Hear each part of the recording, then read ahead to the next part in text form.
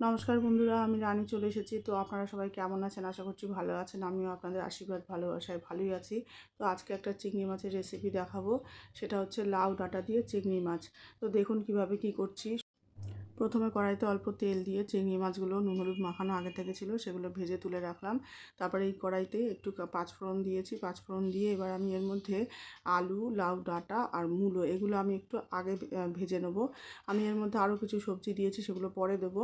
তারপর নুন দিয়ে এই সবজিগুলো একটু ভেজে নেবো। ভেজে নিয়ে তারপরে এর মধ্যে মশলা তেমন কিছুই লাগবে না, কিন্তু শুধু একটু পেঁয়াজ বাটা চাইলেও দিতে পারেন, না চাইলে নাও দিতে পারেন, কোনো অসুবিধা নেই।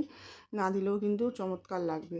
তারপর একটু গুঁড়ো যে মশলাগুলো সেগুলো দিয়ে দিলাম, যেমন হলুদ, লঙ্কার গুঁড়ো এগুলো দিলাম। দিয়ে এবার ভেজে রাখা মাছটাও এর মধ্যে দিয়ে দেবো। দিয়ে এবার একটু নাড়াচাড়া করব।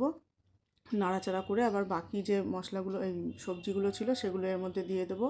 যেমন বেগুন নিয়েছি, কুমড়ো নিয়েছি, শিম নিয়েছি, ঝিঙে নিয়েছি, এগুলো এগুলো দিয়ে এবার ভালো করে সমস্ত কিছু মশলার সাথে মাছের সাথে ভালো করে মিশিয়ে এবার ঢাকা দিয়ে দেবো। যেহেতু নুন দেওয়া আছে তো এর মধ্যে থেকে জল কিন্তু বেরোবে। এবার যদি মনে হয় যে জল কম পরিমাণে বেরিয়েছে তাহলে একটু জল অ্যাড করতে হবে, যেমন আমি করেছি।